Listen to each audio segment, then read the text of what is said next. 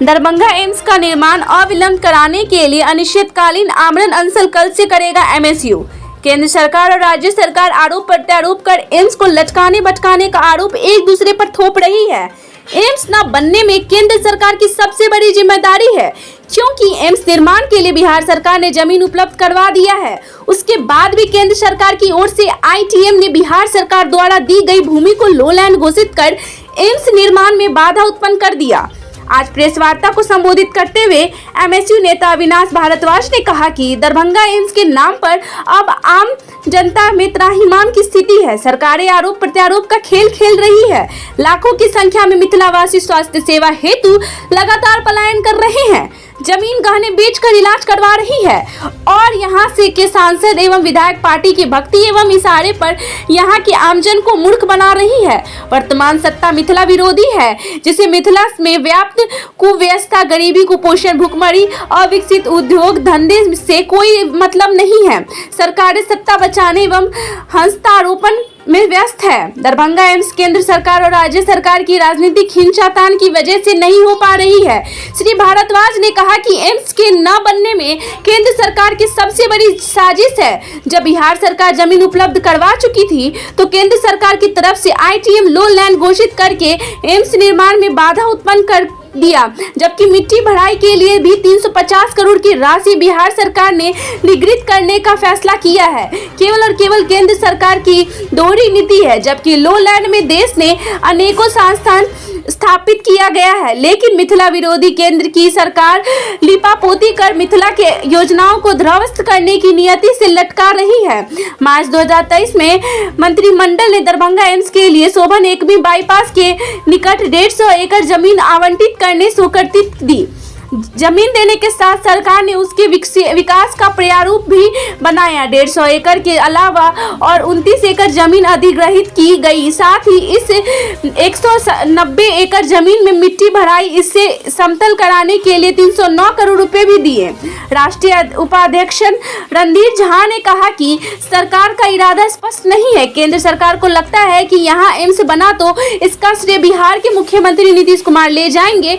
यह साफ हो गया है। 2024 के लोकसभा चुनाव से पूर्व एम्स निर्माण के नाम पर केवल राजनीति ही होती रहेगी। लोकसभा चुनाव में हर पार्टी अपनी अपनी तरीके से राजनीति रोटी सेकने का काम करेगी और जनता एम्स नहीं बनने के से ठगे महसूस करते रहेंगे। भाजपा और जेडीयू के लिए मिथिला के लोगों को ठगने का काम कर रहे हैं।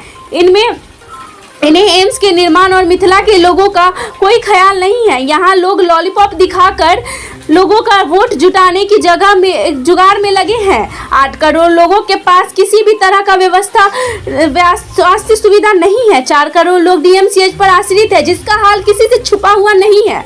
आज गरीब से गरीब लोग डीएमसीएच जाना नहीं चाहता है, उन्हें प्राइवेट हॉस्पिटल के सहारे रहना पड़ता है। अगर कम पैसे में सरकारी इलाज चाहते हैं तो उन्हें पटना या दूसरे राज्य पर निर्भर रहना पड़ता है। इसके लिए दरभंगा एम्स बनना बहुत जरूरी है, जिसे राज्य सरकार और केंद्र सरकार राजनीतिक मुद्दा बना रही है। यहाँ के लोगों ने के जीवन के साथ खिलवाड़ करने का काम कर रहे हैं, जिसके खिलाफ अब आवाज उठाना बहुत जरूरी हो गया है, ताकि 2024 लोकसभा चुनाव से पूर्व एम्स का शिलान्यास दरभंगा में हो सके, जगह का चयनित हो सके। और इसके लिए हम सभी को जाति धर्म पार्टी से ऊपर उठकर दरभंगा एम्स के लिए जनप्रतिनिधियों के खिलाफ मोर्चा खोलना पड़ेगा। वहीं वक्ताओं ने बताया कि यह आमरण अनशन तब तक जारी रहेगा जब तक केंद्रीय कैबिनेट मंत्री आकर ठोस आश्वासन नहीं देंगे, तब तक आमरण अनशन जारी रहेगा। इस प्रेस वार्ता में मिथिला हमने देखा कि पिछले 6 सालों से दरभंगा एम्स को जो लटकाया जा रहा है, इसको जो भटकाने का काम कर रहे हैं, हमारे यहाँ हमारे जो ये सत्ताधारी पार्टी के नेता हैं, ये विधायक हैं, ये सांसद हैं, इन्हीं को चेताने के लिए, इन्हीं को बताने के लिए हम लोग ये आज प्रेस कॉन्फ्रेंस कर रहे हैं कि अब मिथिला के लोग जाग गए हैं। मिथिला के नौजवान हैं वो अब प्रश्न पूछना शुरू कर दिए हैं। उन्हें अब दरभंगा जो एम्स है, जिसकी रणनीति आपको भटकाने की है, जिसकी रणनीति चुनाव में वोट लेने की है, वो बातों को अब समझ गए हैं। अब उन्हें दरभंगा एम्स चाहिए। इसलिए अब अंतिम लड़ाई के तौर पर हम लोग आगामी 11 तारीख कल से आमरण अनशन की शुरुआत कर रहे हैं और ये आमरण अनशन तब तक चलेगा जब तक दरभंगा एम्स के लिए कोई भी सकारात्मक पहल केंद्र सरकार और राज्य सरकार के तरफ से नहीं होता। क्या एम्स को लेकर जो लगातार सरकार भटका रही है, केंद्र सरकार हो या राज्य सरकार, आप लोग कोई धरना भी बड़ा करने वाले हैं या बस?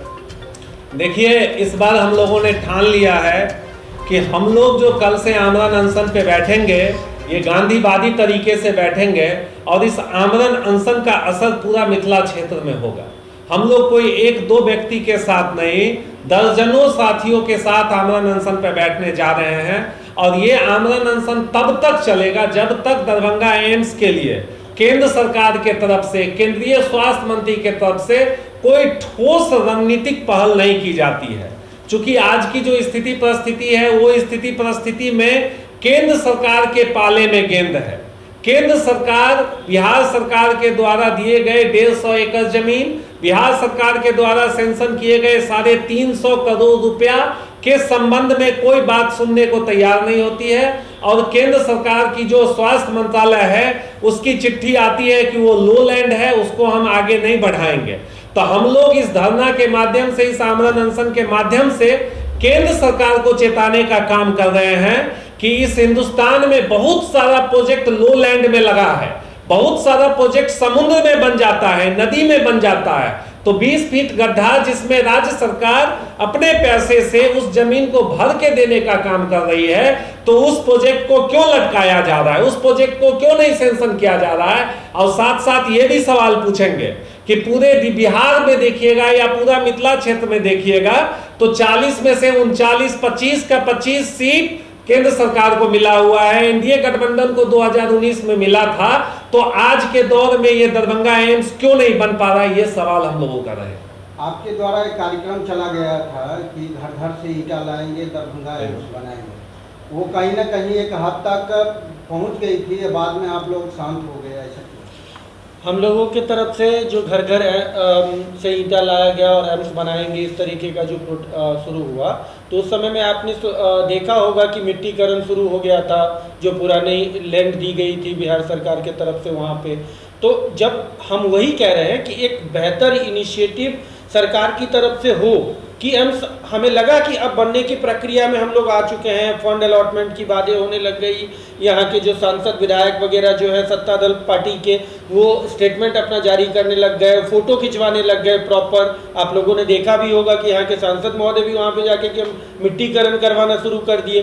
तो हम सत्ता में तो बैठे हुए लोग नहीं हैं, हम तो कह सकते हैं कि हम आंदोलनी हैं, छात्र आंदोलन से यहाँ तक बढ़े हैं या आगे की राजनीतिक मंशा को रखते हैं, लेकिन अभी तक हम सत्ता में तो नहीं आए। हम जो सत्ता में आए हैं हम उनसे सवाल पूछ रहे थे, तो वहां से हमें लगा कि भाई कार्य अब हमारा दरभंगा एम्स का प्रगति पे चला गया। फिर पता चला कि वहाँ पे बंद हो गया, उस जमीन पे नहीं बनेगा, सोबन में एम्स से लौट किया गया।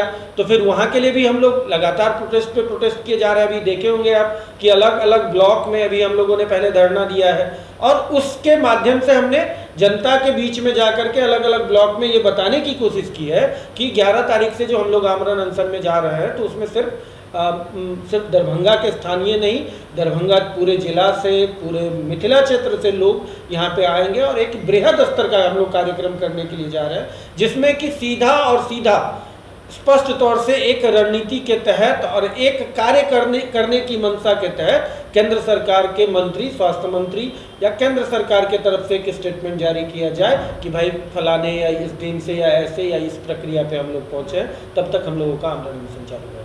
क्या लग रहा है कि 2024 का लोकसभा चुनाव दरभंगा में मुख्य मुद्दा बनेगा, बड़ा मुद्दा बनने वाला है दरभंगा? ये दरभंगा में ही नहीं है, पूरे मिथिला क्षेत्र के लिए सबसे बड़ा मुद्दा बनने जा रहा है, क्योंकि 8 साल पहले घोषणा किया गया है जो क्रम में निम्नलिखित एम्स का घोषणा किया गया, जिसमें से प्राय सभी जगह बन के तैयार हो गया। सिर्फ एक दरभंगा ही है जिसे राजनीति का अड्डा बनाया गया। केंद्र सरकारें सोच रही हैं कि अन्य जगह तो हमारी एम्स बनाने की मजबूरी थी, यहाँ तो हमारी पूरी की पूरी सीट यहाँ से हमको मिल ही जाती है।